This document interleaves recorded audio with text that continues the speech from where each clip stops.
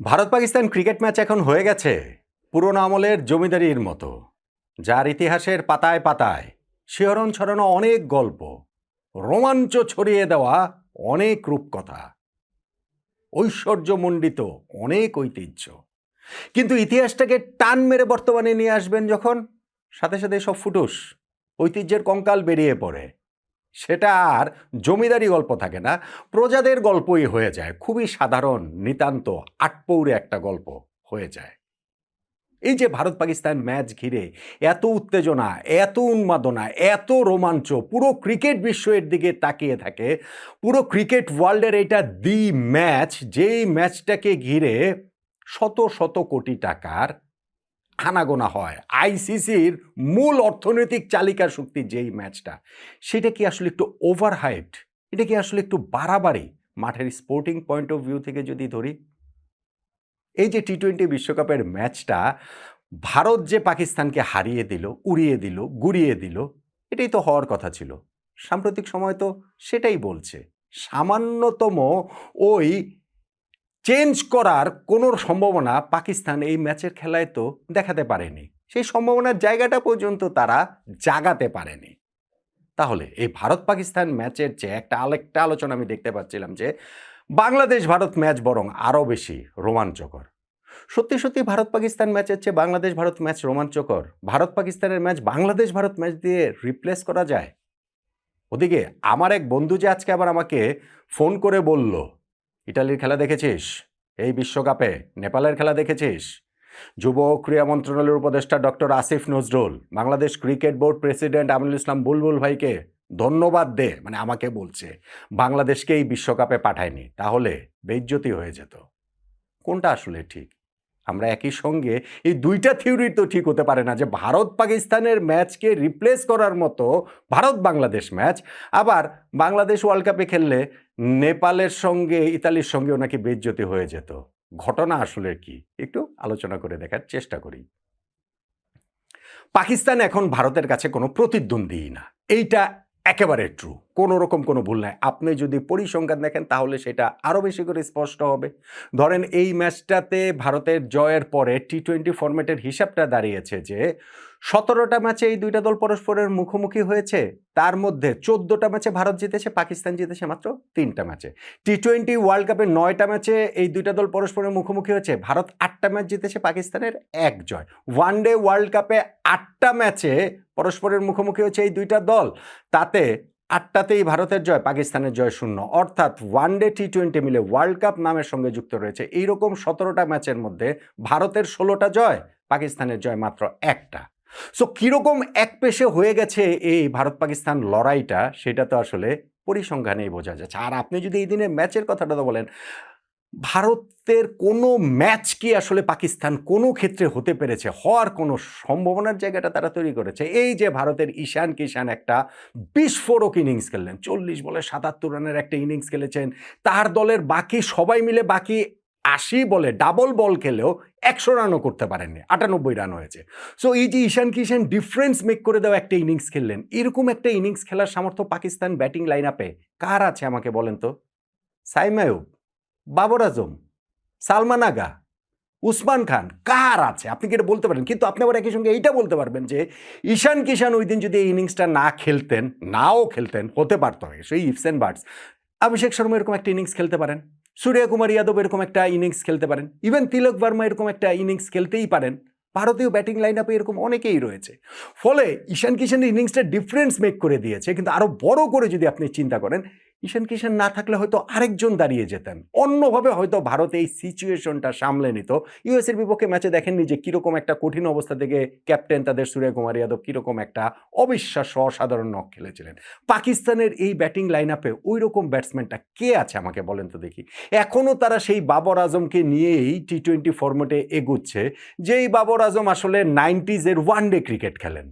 এখনও তারা এই জায়গাটাতে যেই যাদেরকে নিয়ে তাদের এই কি বলা চলে ব্যাটিং অ্যাপ্রোচটা, সেই অ্যাপ্রোচটাকে মনে হয় খুবই কনফিউজড অ্যাপ্রোচ, যে তারা অল আউট অ্যাটাকে যাবে নাকি তারা আবার একটু ধরে খেলবে, একটু মেরে খেলবে, কিভাবে কি করবে। ওই 175 যে ভারত করেছিল, আমি বলেছিলাম ওই আগের ভিডিওটাতে, এই ম্যাচ যদি 10 বার এই উইকেটে এই ব্যাটিং লাইন আপ এই বোলিং লাইন আপের খেলা হয় ভারত পাকিস্তানের এই প্রেশার সিচুয়েশনে, তাহলে 10 বারের মধ্যে না 20 বারের মধ্যে পাকিস্তান একটা ম্যাচ জিততে পারে। তাহলে এই দুইটা দলের ম্যাচটা আসলে হয় কিভাবে? আপনি যদি এখন ধরেন বোলিং এর কথা ধরেন, শাহিন শাহ আফ্রিদি তাদের একমাত্র পেস বোলার, তিনি যে 2টা ওভার বল করেছেন, ইনিংসের সেকেন্ড ওভার একটা করেছেন, লাস্ট ওভার একটা করেছেন, সামান্যতম কোনো পেনিট্রেট করতে পেরেছেন? ওদিকে দেখেন যে ভারতের পেস বোলাররা জাসপ্রীত বুমরা এবং হার্দিক পান্ডিয়া, তারা প্রথম 2 ওভারেই 3 উইকেট তুলে নিয়েছেন। ডিফারেন্সটা বোঝা যায়। আপনি স্পিনের দেখেন যে পাকিস্তান এখানে 6 জন স্পিনার তারা ব্যবহার করেছে, 18 ওভারই তারা স্পিন দিয়ে বোলিং করিয়েছে, এবং স্পিনাররা উইকেট থেকে খুব ভালো পারচেস পাচ্ছিলেন। তারা উইকেটের সুবিধাটা খুব ভালোভাবে আদায় করে নিতে পারার মতো উইকেট এই জায়গাটা ছিল। ভারতের বোলিং লাইন আপে তো স্পিনার মাত্র 3 জন, এবং সেই 3 স্পিনারই বাকি 6 স্পিনারে আউটশাইন করে দিয়েছেন। ওইটাতেই তাদের কাজের কাজ হয়ে গেছে। হ্যাঁ, ইনফ্যাক্ট শেষের দিকে গিয়েছে এখন রিঙ্কু সিং তিলক ভার্মাকে ক্যাপ্টেন সূর্যকুমার যাদব বোলিং করেছেন।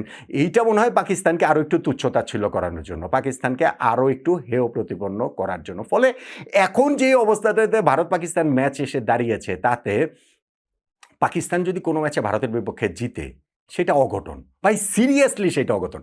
আমি বলছি না জিততে পারবে না, অবশ্যই জিততে পারে। ধরেন এই টি-20 ওয়ার্ল্ড কাপে আবার সেমিফাইনালে ভারত পাকিস্তান মুখোমুখি হয়ে যেতে পারে, ফাইনালেও হতে পারে। সো সেই ক্ষেত্রেও পাকিস্তান জিততে পারে। ক্রিকেটের তো হয়, ক্রিকেটের এরকম অনেক কিছু হয়, কিন্তু সেইটা অঘটন, কোনোভাবেই সেইটা মানে একটা নিয়ম না, ওটা একটা ব্যতিক্রম। ওই যে টি-20 ওয়ার্ল্ড কাপে একটা ম্যাচ যে তারা 10 উইকেটে যে 2021 না 22-এ যেখানটাতে 152 চেস ডাউন করলো বাবর আজম এবং মোহাম্মদ রিজওয়ান, ওইটা ব্যতিক্রম, এবং ব্যতিক্রম শুধুমাত্র নিয়মকেই প্রমাণ করে। নিয়মটা হচ্ছে ভারত পাকিস্তান ম্যাচে এখন ভারতের একাধিপত্য, এইখানে পাকিস্তান আসলে কোনোভাবে ম্যাচই করে না। বাংলাদেশ করে। মানে আমরা যে ওই আলোচনার জায়গাটা কোথাও কোথাও আমি দেখছিলাম যে না, এখন বাংলাদেশ ভারত ম্যাচ সেইটার চেয়ে অনেক বেশি। আপনি যদি আগে ওই কথাটা বলি যে আমার ওই বন্ধুর কথাটা, ইটালি আজকে ইংল্যান্ডের সঙ্গে যেই ব্যাটিংটা করেছে, তাতে করে ইংল্যান্ডের 202 রান তারা করে, হ্যাঁ শেষ পর্যন্ত তারা 24 রানে হেরেছে, কিন্তু তারা জিততেই পারতো, এরকম একটা অবস্থানে তারা চলে গিয়েছিল, ইনএক্সপিরিয়েন্সের জন্য তারা হেরে গেছে। আবার ধরেন হচ্ছে গিয়ে সেই ইংল্যান্ডকে কিভাবে কাঁপিয়ে দিয়েছিল নেপাল, নেপালও তো ওই ম্যাচটা জিততেই পারত। আবার ধরেন সেই নেপালকে ইতালি হারিয়ে দিয়েছে আবার সহজেই। ফলে আমরা যদি এই ওয়ার্ল্ড কাপে এই গ্রুপে থাকতাম, আমাদের জন্য কাজটা সহজ হতো না। আমি এটা এখনো বিশ্বাস করতে চাই যে না, আমাদের অবস্থা আবার অত খারাপ না যে বুলবুল ভাইকে ধন্যবাদ দিতে হবে, আসিফ নজরুলকে ধন্যবাদ দিতে হবে যে বাংলাদেশ বিশ্বকাপে খেলেনি, খেললে আসলে কেলেঙ্কারি হয়ে যেত, ইতালির কাছে কিংবা নেপালের কাছে আমরা হেরে যেতাম। আমি সেটা মনে করি না। আমাদের ক্রিকেট টিমের টি-20 ওয়ার্ল্ড কাপের এই বিল্ড আপে আমরা যেই ভালো ক্রিকেটটা খেলছিলাম, আমাদের একটা বিরাট অপরচুনিটি লস্ট হয়েছে বলে আমি মনে করি। অতএব যাদের কারণে আমরা টি-20 বিশ্বকাপ খেলতে পারিনি, তাদের প্রতি আমার ঘৃণা কখনোই যাবে না, কখনোই যাবে না। মাঠে ক্রিকেট খেলে আমরা হারতে পারতাম, কিন্তু আমরা যে সেই সুযোগটাই পাই নাই, আমরা যে ওয়ার্ল্ড কাপটাই খেলতে পারি নাই, ওই আক্ষেপ, ওই দুঃখ কষ্টের জায়গাটা আমার আসলে যাওয়ার নয়। আমি নিশ্চিত যে আমার মতো এরকম অনেকেই রয়েছেন। আলোচনার যে আরেকটা জায়গা, ভারত পাকিস্তানের ম্যাচ কি এখন ভারত বাংলাদেশ কিনা, বাংলাদেশের সঙ্গে ভারতের ম্যাচ কি এখন ওইরকম হয় কিনা? আমি যদি জাস্ট শুধু স্ট্যাট দিয়ে যদি চিন্তা করি, তাহলে আমরা কি দেখতে পাই? ধরেন আমি শুরুতে অনেকগুলো স্ট্যাট বলেছি, সেইটাও যদি তুলনা করি, ভারত পাকিস্তান এই দুইটা দল টি-20 ফরম্যাটে যে 17 বার মুখোমুখি হয়েছে, তাতে ভারত জিতেছে 14 বার, পাকিস্তান 3 বার। বাংলাদেশ এবং ভারত এই দুইটা দল টি-20 ফরম্যাটে আমরা যে 18 বার মুখোমুখি হয়েছি, তাতে ভারত জিতেছে 17 বার, বাংলাদেশ কেবলমাত্র 1 বার। ওই যে 2019 সালে দিল্লিতে গিয়ে আমরা যে ম্যাচটা জিতেছিলাম, মুশফিকুর রহিম দারুণ ব্যাটিং করেছিলেন, সেই একটা ম্যাচে আমরা জিতেছিলাম। ভারতের চেয়ে, পাকিস্তানের চেয়ে বাংলাদেশ কি এইখানে ভারতকে বেশি ট্রাবল দিতে পারছে? এটার কোনো প্রমাণ কি আমরা স্ট্যাটের মধ্যে দেখতে পাচ্ছি? পাচ্ছি না তো। আসেন এবার টি-20 ওয়ার্ল্ড কাপে। টি-20 ওয়ার্ল্ড কাপে এই ভারত পাকিস্তান দুই দল মুখোমুখি যে এই 9টা ম্যাচের মধ্যে 8টাতে ভারত জিতেছে, 1টাতে পাকিস্তান জিতেছে। টি-20 ওয়ার্ল্ড কাপে বাংলাদেশ ভারত মুখোমুখি হয়েছে 5 ম্যাচে, 5টা ম্যাচেই ভারত জিতেছে। আমরা কি এই জায়গাটাতেও পাকিস্তানের চেয়ে ভালো করবো এরকম কোনো প্রতিশ্রুতির জায়গাটা কি আছে? ওয়ানডে এবং টি-20 মিলিয়ে ওয়ার্ল্ড কাপ রয়েছে। এইরকম ম্যাচ ভারত পাকিস্তান খেলেছে মোট ১৭ বার, তার মধ্যে ১৬ বার ভারত জিতেছে, পাকিস্তান জিতেছে কেবলমাত্র একবার। ওয়ানডে এবং টি-20 মিলিয়ে ওয়ার্ল্ড কাপ নামের সঙ্গে সংযুক্ত রয়েছে এরকম টুর্নামেন্টে বাংলাদেশ এবং ভারত ম্যাচ খেলেছে ১০ বার, তার মধ্যে ভারত ৯ বার জিতেছে, বাংলাদেশ একবার মাত্র জিতেছে। সেই যে ২০০৭ সালে আমাদের পোর্টো স্পেনের সেই অবিশ্বাস্য জয় মাশরাফি বিন মুর্তজা, যেটাতে ম্যান অফ দ্য ম্যাচ হয়েছিলেন। এইখানটা তো কি ওই প্রতিশ্রুতির জায়গাটা রয়েছে যে না, পাকিস্তানের চেয়ে আমরা ভারতের বিপক্ষে ভালো কম্পিট করছি? কোনো জায়গাতে আসলে নাই। আর এন্ড অফ দ্য ডে যে হিসাব যেটা, সেটা হচ্ছে ভারত পাকিস্তানকে আপনি কিভাবে বাংলাদেশ ভারত ম্যাচ দিয়ে রিপ্লেস করবেন?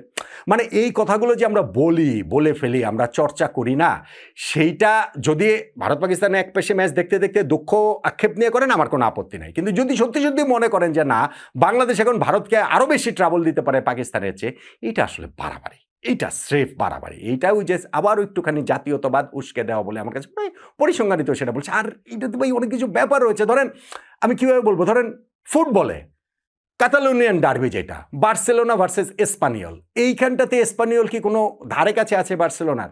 কিন্তু ওই কাতালান ডার্বিতে এই বার্সা এসপানিয়ল ম্যাচ সবসময় আলাদা গুরুত্বের দাবি রাখে, ওইটার একটা ব্যাপার রয়েছে। কিংবা ধরেন মার্সিসাইড ডার্বি ফুটবলে ইংল্যান্ডে লিভারপুল ভার্সেস এভারটন কি এখানে লিভারপুলের ধারে কাছে রয়েছে?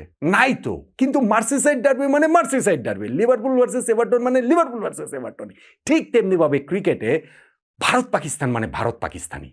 হ্যাঁ, ভারত এখন এখানে একাধিপত্য করছে, ভারতের কোনো ম্যাচই পাকিস্তান না। কিন্তু আমরা যদি নিজেদেরকে ওইটা ভেবে সুখ পাই যে না, বাংলাদেশ হচ্ছে গিয়ে পাকিস্তানের চেয়ে বেটার, পাকিস্তানকে ওইখানে আমরা মানে বাংলাদেশ ভারতের এখন এইটাই হওয়া উচিত, হচ্ছে গিয়ে ক্রিকেটের ডার্বি, এবং এইটাকেই প্রমোট করা উচিত, এটা হয় না ভাই। এগুলো শুধু আরও অনেক কিছু, যেটা শুধু ক্রিকেটেও ব্যাপার স্যাপার না। ভারত পাকিস্তান ওই দুইটা দেশের সম্পর্ক, রাজনৈতিক সম্পর্ক, বৈরিতা, কূটনীতি, ব্যবসা, কত বছরের কত কিছু রয়েছে সেইখানটা। এবং ক্রিকেটেও একটা খুবই একটা ঐশ্বর্যশালী পাস্ট রয়েছে, গ্লোরিয়াস একটা হিস্ট্রি রয়েছে। সেইখানটাতে আমরা যদি বলি যে না, দূর ও কিসের ভারত পাকিস্তান ম্যাচ, এর চেয়ে ভারত বাংলাদেশ ম্যাচই, বাংলাদেশ ভারত ম্যাচের গুরুত্বই এখন ওইটার চেয়ে বেশি হওয়া উচিত, এবং ওইটাকেই আসলে কমার্শিয়ালি দি ম্যাচ হিসাবে আসলে পোর্ট্রে করা উচিত, দেখা উচিত।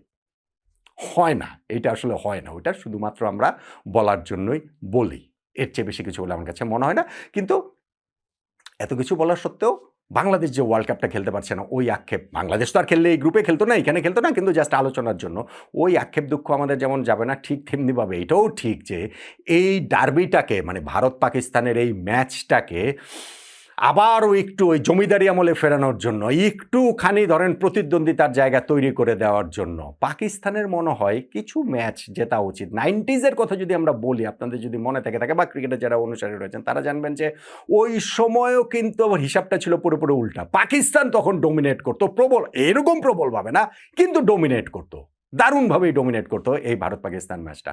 পাকিস্তানের বোধহয় এখন কিছু ম্যাচ জেতা দরকার ভারতের বিপক্ষে, এই ভারত পাকিস্তান ম্যাচের মহিমাটা অন্ততপক্ষে ক্রিকেটীয় পার্সপেক্টিভ থেকে একটুখানি আবার পুরনো আমলে ফিরে নেওয়ার মতো। যদিও নিকট ভবিষ্যতে ওরকম কোনো কিছু হবে, পাকিস্তান ভারতকে চ্যালেঞ্জ জানাতে পারবে, একটা দুইটা ম্যাচ জিততে পারে, কিন্তু ওই যে চ্যালেঞ্জ জানাতে পারবে, চোখে চোখ রেখে ক্রিকেটীয় লড়াইটা করতে পারবে, সমানে টক্কর দিতে পারবে, ওই জিনিসটার কোনো সম্ভাবনা আমি তো অন্ততপক্ষে দেখতে পাচ্ছি না। আপনি কি পাচ্ছেন?